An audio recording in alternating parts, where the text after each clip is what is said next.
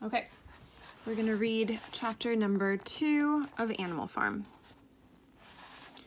3 nights later, old Major died peacefully in his sleep.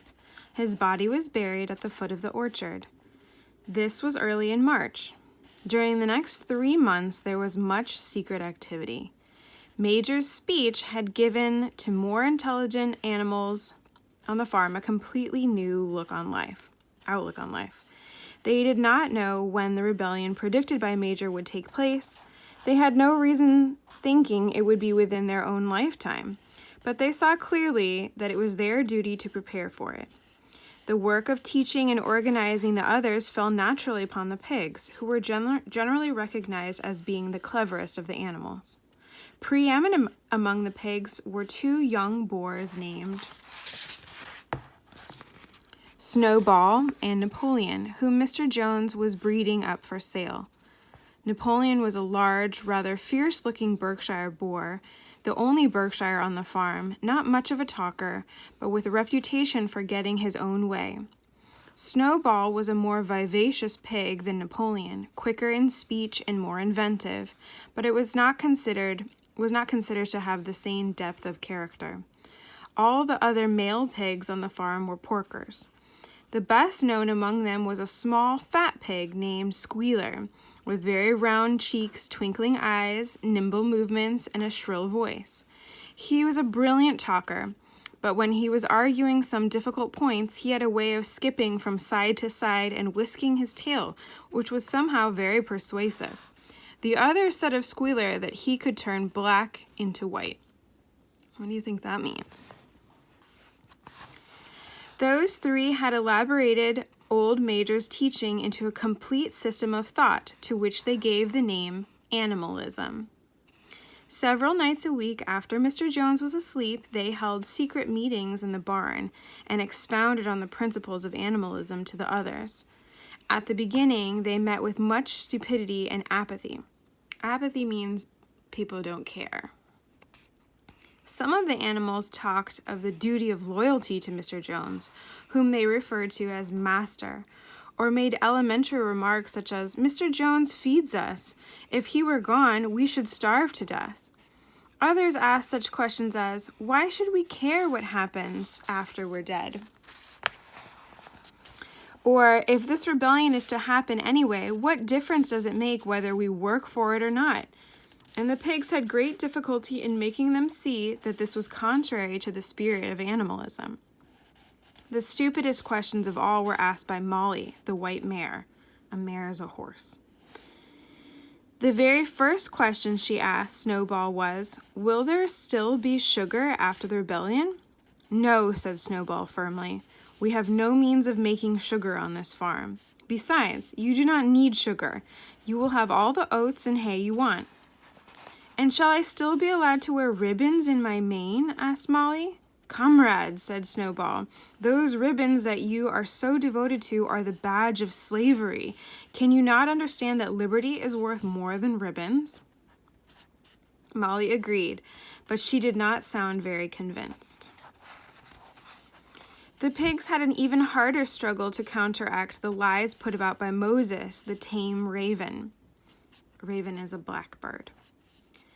Moses, who was Mr. Jones's especial pet, was a spy and tale-bearer, but he was also a clever talker. He claimed to know the existence of a mysterious country called Sugar Candy Mountain, to which all animals went when they died. It was situated somewhere up in the sky, a little distance beyond the clouds, Moses said. In Sugar Cane Mountain, it was Sunday, 7 days a week. Clover was in season all year round, and lump sugar and linseed cake grew on the hedges. The animals hated Moses because he told tales and did no work.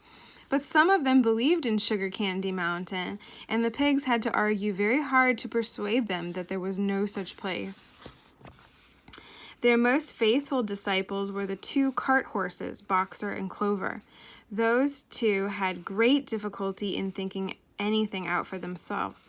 But having once accepted the pigs as their teachers, they absorbed everything that they were told and passed it on to the other animals by simple arguments. They were unfailing in their attendance at the secret meetings in the barn and led the singing of Beasts of England with which the meetings always ended. Now, as it turned out, the rebellion was achieved much earlier and much more easily than anyone had expected. In past years, Mr. Jones, although a hard master, had been a capable farmer, but of late he had fallen on evil days. He had become much disheartened after losing money in a lawsuit and had taken to drinking more than was good for him. For whole days at a time, he would lounge in his Windsor chair in the kitchen, reading the newspaper, drinking, and occasionally feeding Moses on crusts of bread soaked in beer. His men were idle and dishonest. The fields were full of weeds, the buildings wanted roofing, the hedges were neglected, and the animals were underfed. What do you think underfed means? Under is like less, fed is to feed, so they were not getting enough food. June came as the hay was almost ready for cutting. On Midsummer's Eve, which was a Saturday, Mr. Jones went into Willingdon and got so drunk at the Red Lion that he did not come back till midday on Sunday. The men had milked the cows in the early morning and then had gone out rabbiting, without bothering to feed the animals. When Mr. Jones got back, he immediately went to sleep on the drawing-room sofa with the news of the world over his face, so that when evening came, the animals were still unfed. At last, they could stand it no longer. One of the cows broke the door on the store shed with her horn, and all the animals began to help themselves from the bins. It was just then that Mr. Jones woke up. The next moment, he and his 4 men were in the store shed with whips in their hands, lashing out in all directions. This was more than the hungry animals could bear. With one accord, though nothing of the kind had been planned beforehand, they flung themselves upon their tormentors. Jones and his men suddenly found themselves being butted and kicked from all sides. The situation was quite out of their control. They had never seen animals behave like this before, and the sudden uprising of creatures whom they were used to thrashing and maltreating just as they chose frightened them almost out of their wits. After only a moment or two, they gave up trying to defend themselves and took to their heels. A minute later, all 5 of them were in full flight down the cart track that led to the main road, with the animals pursuing them in triumph. Mrs. Jones looked out of the bedroom window, saw what was happening, hurriedly flung a few possessions into a carpet bag, and slipped out of the farm by another way. Moses sprang off his perch and flapped after her, croaking loudly. Meanwhile, the animals had chased Jones and his men out to the road and slammed the 5-barred gate behind them. And so, almost before they knew what was happening, the rebellion had been successfully carried through. Jones was expelled, and the manor farm was theirs. For the first few minutes, the animals could hardly believe their good fortune. Their first act was to gallop in a body right round the boundaries of the farm, as though to make quite sure that no human being was hiding anywhere upon it. Then they raced back to the farm buildings to wipe out the last traces of Jones's hated reign. The harness room at the end of the stables was broken open. The bits, the nose rings, the dog chains, the cruel knives with which Mr. Jones had been used to castrate the pigs and lambs were all flung down the well. The reins, the halters, the blinkers, and the degrading nose bags were thrown onto the rubbish fire which was burning in the yard. Okay, so we probably don't know what all of these things are, but if you can imagine in a farm, they need like a lot of sort of ropes and metal things to control the animals. So they're trying to get rid of all the things that Mr. Jones used to control the animals, and they threw them into the fire because they're not going to be controlled by humans anymore. So were the whips. All the animals capered with joy when they saw the whips going into the flames. Snowball also threw onto the fire the ribbons with which the horses' manes and tails had usually been decorated on market days. Ribbons, he said, should be considered as clothes, which are the mark of a human being. All animals should go naked. When Boxer heard this, he fetched the small straw hat, which he wore in the summer to keep the flies out of his ears, and flung it onto the fire with the rest. In a very little while, the animals had destroyed everything that reminded them of Mr. Jones.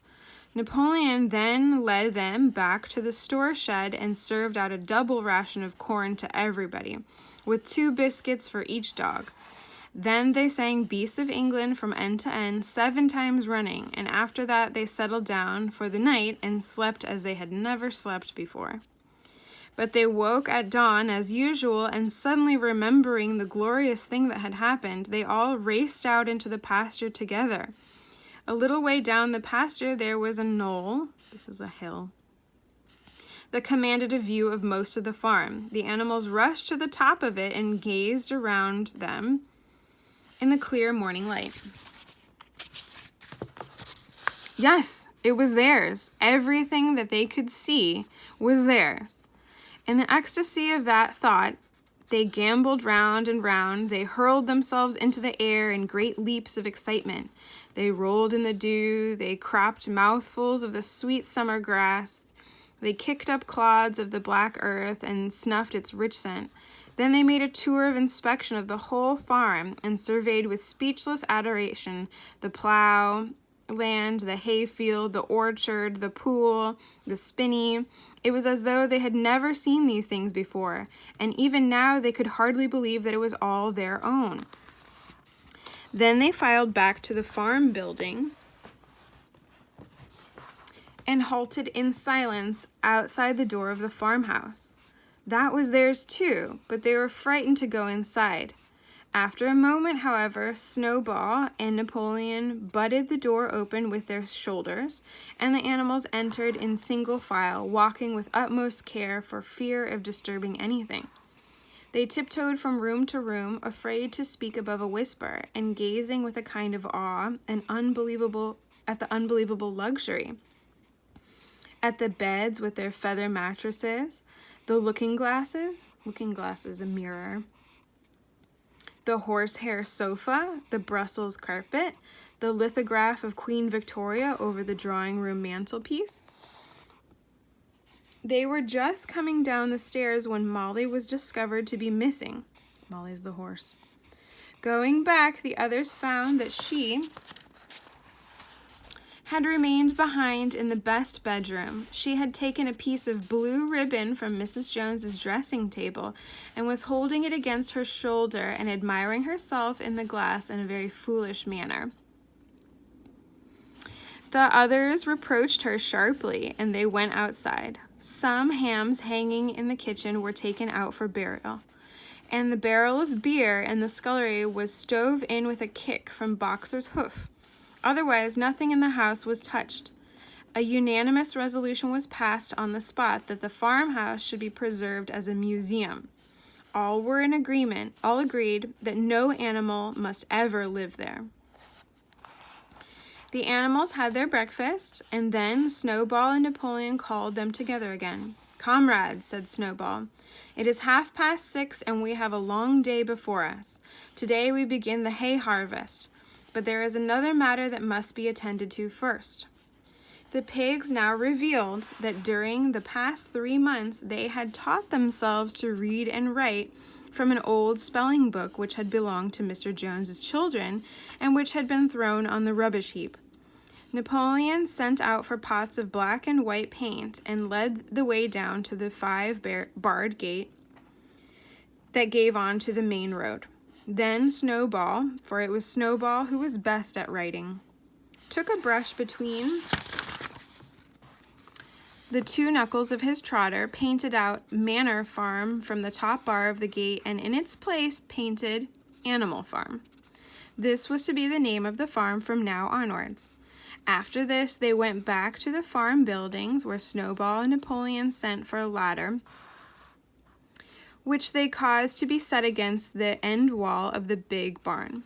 They explained that by their studies of the past 3 months, the pigs had succeeded in reducing the principles of animalism to 7 commandments. These 7 commandments would now be inscribed on the wall. They would form an unalterable law by which all animals on Animal Farm must live forever after. With some difficulty, for it is not easy for a pig to balance himself on a ladder, Snowball climbed up and set to work, with Squealer a few rungs below him holding a paint pot. The commandments were written on the tarred wall in great white letters that could be read 30 yards away. They ran thus: the 7 commandments. Whatever goes upon 2 legs is an enemy. Whatever goes upon 4 legs or has wings is a friend. No animal shall wear clothes. No animal shall sleep in a bed. No animal shall drink alcohol. No animal shall kill any other animal. All animals are equal. It was very neatly written, and except for that friend was written friend, and one of the S's was the wrong way around, the spelling was correct all the way through. Snowball read it aloud for the benefit of the others. All the animals nodded in complete agreement, and the cleverest ones at once began to learn the commandments by heart. Now, comrades, cried Snowball, throwing down the paintbrush, to the hayfield. Let us make it a point of honor to get the harvest more quickly than Jones and his men could do. But at this moment, the 3 cows, who had seemed uneasy for some time past, set up a loud lowing. They had not been milked for 24 hours, and their udders were almost bursting. After a little thought, the pigs sent for buckets and milked the cows fairly successfully, their trotters being well adapted to this task. Soon there were 5 buckets of frothing, creamy milk, at which many of the animals looked with considerable interest. "What is going to happen to all that milk?" said someone. "Jones used sometimes to mix some of it with our mash," said one of the hens. "Never mind the milk, comrades," cried Napoleon, placing himself in front of the buckets. "That will be attended to. The harvest is more important. Comrade Snowball will lead the way. I shall follow in a few minutes. Forward, comrades, the hay is waiting." So the animals trooped down to the hayfield to begin the harvest, and when they came back in the evening, it was noticed that the milk had disappeared.